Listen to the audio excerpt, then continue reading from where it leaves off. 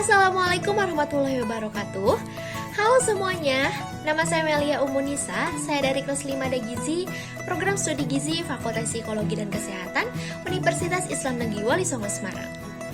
Di video kali ini saya akan menjelaskan tentang kolesterol serta bagaimana sih pengaturan diet untuk orang yang memiliki penyakit tertentu dengan kadar kolesterol yang cukup tinggi. Nah, untuk tahu lebih lanjut terkait dengan kolesterol dan bagaimana sih diet yang harus diberikan untuk orang yang memiliki kadar kolesterol tinggi, simak terus video ini ya.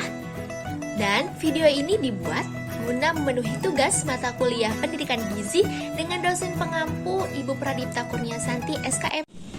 Adapun pokok bahasan dalam video kali ini, yang pertama ada pengertian kolesterol, yang kedua ada asal kolesterol, yang ketiga ada kadar kolesterol dan interpretasinya, yang keempat ada LDL sebagai kolesterol jahat, yang kelima ada HDL sebagai kolesterol baik.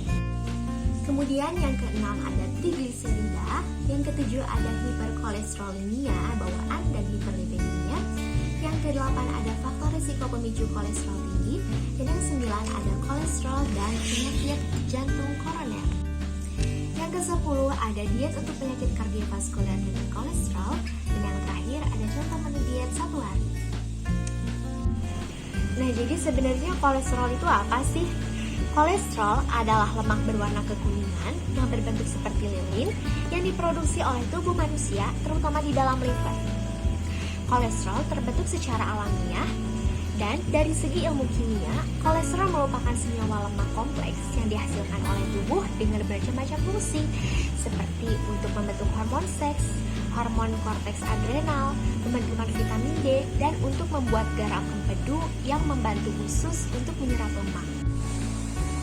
Kemudian terkait dengan asal kolesterol dalam tubuh kita, ternyata 2/3 dari seluruh kolesterol yang ada di dalam tubuh ini diproduksi oleh liver atau hati, dan 1/3 dari seluruh kolesterol dalam tubuh diserap oleh sistem pencernaan dari makanan yang dikonsumsi. Terkait dengan kadar kolesterol dan interpretasinya, yang pertama ada high density lipoprotein atau biasa kita sebut dengan HDL. Untuk nilai normalnya yakni lebih dari 35 mg per desiliter. Kemudian untuk interpretasinya, apabila menurun akan meningkatkan risiko penyakit kardiovaskuler serta obesitas, dan ia bisa meningkat jika ada pemakaian hormon estrogen, olahraga, serta penurunan berat badan. Selanjutnya ada low density lipoprotein atau biasa kita sebut dengan LDL. Nilai normal dari kolesterol ini adalah kurang dari 130 mg per desiliter. Dan untuk interpretasinya, apabila kadarnya meningkat adalah dapat meningkatkan penyakit kardiovaskuler. Selanjutnya ada trigliserida yang memiliki nilai normal kurang dari 160 mg per desiliter. Dan untuk interpretasinya, apabila kadarnya meningkat akan mengalami peningkatan risiko penyakit kardiovaskuler dan intoleransi glukosa. Dan untuk total kolesterol sendiri, nilai normalnya adalah kurang dari 200 mg per desiliter. Dan untuk interpretasinya, apabila kadarnya menurun akan terjadi protein energy malnutrition serta penyakit hati hipertiroid, dan apabila kadarnya meningkat akan ada peningkatan risiko penyakit kardiovaskuler. Selanjutnya ada kolesterol jahat versus kolesterol baik. Jadi sebenarnya yang disebut kolesterol jahat itu apa sih? Nah, yang disebut kolesterol jahat itu adalah LDL atau low density lipoprotein.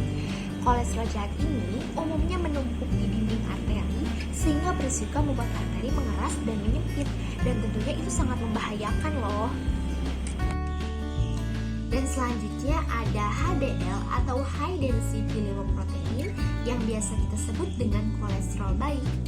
Nah, kolesterol baik ini bersifat protektif terhadap kemungkinan pengendapan aterosklerosis dalam arteri. Meskipun sebagian besar kolesterol dalam darah dibawa oleh LDL, tetapi sejumlah kecil kolesterol yang dibawa oleh HDL ini akan memberikan pengaruh yang cukup signifikan loh.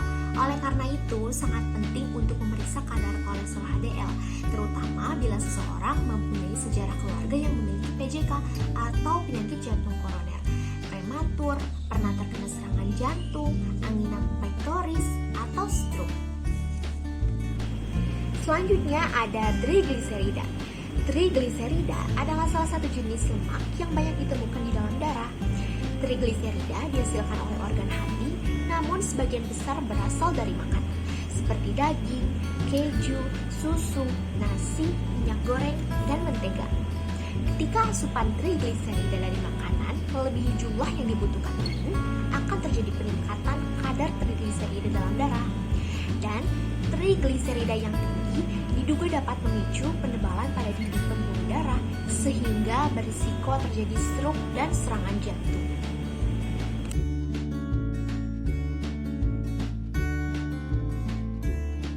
Kemudian terdapat 3 faktor risiko pemicu kolesterol tinggi. Yang pertama ada faktor risiko utama atau major risk factor. Nah, yang termasuk dalam major risk factor ini adalah kadar kolesterol darah yang abnormal, tekanan darah yang tinggi, serta kebiasaan merokok. Kemudian yang kedua ada faktor risiko tidak langsung atau contributing risk factor. Nah, yang termasuk ke dalam contributing risk factor ini ada diabetes mellitus, kegemukan, tidak aktif atau kurang bergerak, serta stres. Dan yang ketiga ada faktor risiko alami yang menjadi faktor pemicu tingginya kolesterol, yakni ada keturunan, jenis kelamin, serta usia.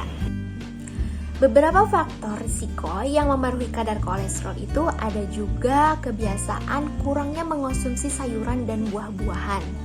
Nah, kebiasaan kurang mengonsumsi jenis bahan makanan yang berasal dari sayuran dan buah-buahan ini dapat berpengaruh pada kadar kolesterol. Kemudian, yang kedua, kebiasaan minum alkohol berlebihan dapat meningkatkan kadar kolesterol total serta trigliserida. Dan yang ketiga, ada kebiasaan merokok yang dapat menurunkan kadar HDL atau kolesterol baik dalam aliran darah sehingga menyebabkan darah mudah membeku. Nah, dari beberapa pembahasan sebelumnya, kita jadi tahu kan bahwa kolesterol itu ternyata punya kaitan dengan penyakit degeneratif, salah satunya adalah penyakit jantung koroner. National Institute of Health atau NIH USA telah mencapai konsensus pada tahun 1994 terkait kadar kolesterol yang dihubungkan dengan umur dan risiko penyakit jantung koroner atau biasa disebut dengan PJK. Nah, berikut ini merupakan tabel terkait dengan kadar kolesterol yang dimiliki oleh usia tertentu dengan tingkatannya, yakni ada rendah, moderat, dan tinggi. Wah, tidak terasa ya sudah masuk ke pembahasan ke-10 terkait dengan diet untuk penyakit kardiovaskuler dengan kolesterol. Nah, pada pembahasan ini saya akan membahas salah satu studi kasus terkait seorang pasien yang memiliki penyakit kardiovaskuler, namun dia juga memiliki kadar kolesterol yang cukup tinggi. Nah, berikut ini merupakan studi kasus yang akan kita bahas dan nantinya akan kita buat bersama-sama terkait asuhan gizi untuk kondisi pasien ini. Yaitu Nyonya X, seorang pedagang kelontong yang berusia 49 tahun, dibawa keluarganya ke rumah sakit setelah mengalami sesak napas, nyeri pada dada. Dan pasien mengeluh nyeri dada dan sesak napas sudah sekitar hampir 1 minggu.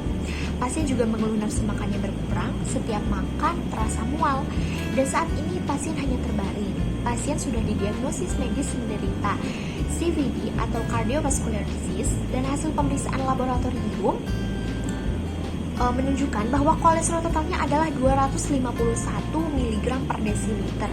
Kemudian gula darah sewaktunya mencapai 108 mg per desiliter dan hasil pemeriksaan fisiknya meliputi tekanan darah yaitu 129 per 76 mmHg dan suhunya mencapai 37,2 derajat Celcius, untuk nadinya mencapai 113 kali per menit dan respiratory rate-nya mencapai 28 kali per menit, serta hasil pemeriksaan antropometrinya menunjukkan bahwa pasien memiliki berat badan 62 kg dengan tinggi badan 165 cm.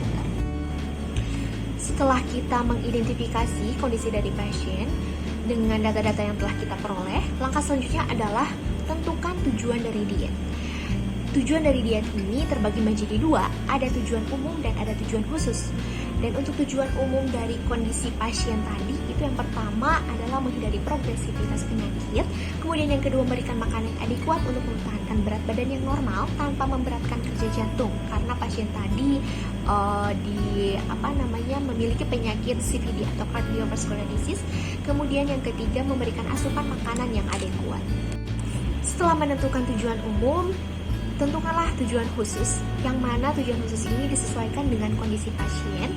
Yang pertama adalah menurunkan kadar kolesterol, karena sebagaimana kita ketahui tadi bahwa kadar kolesterol dari pasien ini adalah 251 mg per desiliter. Kemudian yang kedua, memodifikasi makanan agar tidak memberatkan kerja dari jantung. Dan yang ketiga, menormalkan tekanan darah, karena tekanan darah pasien tadi masuk ke dalam kategori prehipertensi. Setelah menentukan tujuan umum dan khusus, kita harus menentukan prinsip dan syarat dari diet yang akan kita buat. Kemudian kita juga harus memilih bahan makanan yang diperbolehkan, baik dari sumber karbohidrat, protein hewani, protein nabati, sumber lemak, serta serat. Selain itu, kita juga harus tahu bahan makanan mana yang dibatasi atau dihindari, baik itu dari sumber karbohidratnya, protein, lemak, dan lainnya. Langkah selanjutnya adalah membuat perhitungan terkait kebutuhan gizi yang disesuaikan dengan keadaan pasien tadi. Untuk kebutuhan energinya sendiri menggunakan rumus Mifflin dengan perolehan BMR sebesar 1245,25 dan FA atau faktor aktivitasnya yang digunakan adalah 1,2 dan faktor stresnya adalah 1, sehingga diperoleh energi yang dibutuhkan adalah sebesar 1494,3 kilokalori. Kemudian untuk protein yang dibutuhkan, karena tadi berkisar 0,8 sampai 1, jika kita ambil 0,9 dikali dengan berat badannya itu 62 kilo, akan diperoleh kebutuhan protein sebesar 56,03 gram, yang mana itu merupakan sekitar 14,9% dari kebutuhan energi total. Dan untuk lemaknya itu sendiri kita ambil 20% dikali dengan 1494,3 dan dihasilkan kebutuhan lemak sebesar 33,2 gram. Sedangkan untuk kebutuhan karbohidrat, dari total kebutuhan energi dikalikan dengan persentase sisa dari protein dan lemak dan diperoleh hasil sebesar 243,2 gram. Selanjutnya adalah membuat implementasi diet. Yang pertama ada jenis diet. Diet yang diberikan adalah diet rendah kolesterol karena diketahui tadi pasien memiliki kadar kolesterol yang tinggi. Kemudian diet jantung juga, serta DASH diet untuk kondisi prehipertensinya. Kemudian yang kedua ada bentuk makanan. Bentuk makanan yang diberikan adalah makanan lunak karena menyesuaikan dengan kondisi pasien yang mengalami mual dan nafsu makan yang berkurang, sehingga dan pemberian makanan dalam bentuk lunak diharapkan bisa mengoptimalkan kebutuhan nutrisi dari pasien tersebut. Kemudian yang ketiga ada frekuensi makan. Frekuensi makan yang diberikan adalah 3 kali makan besar dan 2 kali makan selingan, serta rute pemberian adalah melalui oral atau mulut. Dan berikut merupakan contoh dari menu satu hari, lengkap dengan perhitungan dan takarannya yang telah kita sesuaikan dengan kondisi pasien. Untuk menu pertama itu ada untuk makan pagi, ada nasi tim, pepes ayam, pakai tempe, sayur bening rebusnya, serta buah semangka. Dan dari menu pagi ini diperoleh distribusi energi sebesar 29,7% dari total kebutuhan energi harian. Dan untuk menu yang kedua ada untuk menu selingan pagi, yaitu pisang alpukat dan yogurt non-fat, yang mana menu ini memperoleh distribusi energi sebesar 13,4% dari total kebutuhan energi harian. Kemudian untuk makan siang ada nasi tim, telur rebus, tumis tempe, sayur bayam, serta buah pepaya yang diiris.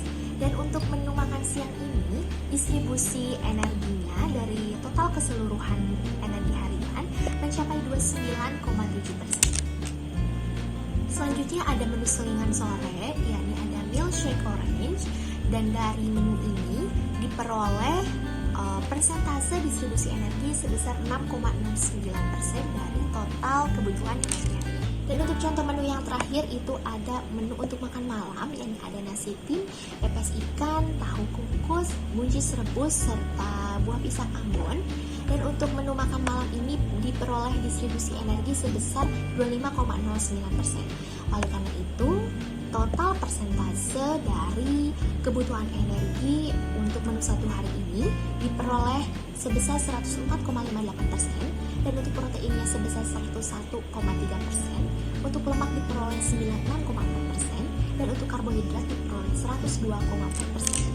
Terima kasih telah menonton video ini. Semoga video kali ini bisa bermanfaat. Dan jangan lupa untuk beri komen, like video ini, serta subscribe channel ini. Dan sampai jumpa di video selanjutnya. Assalamualaikum warahmatullahi wabarakatuh.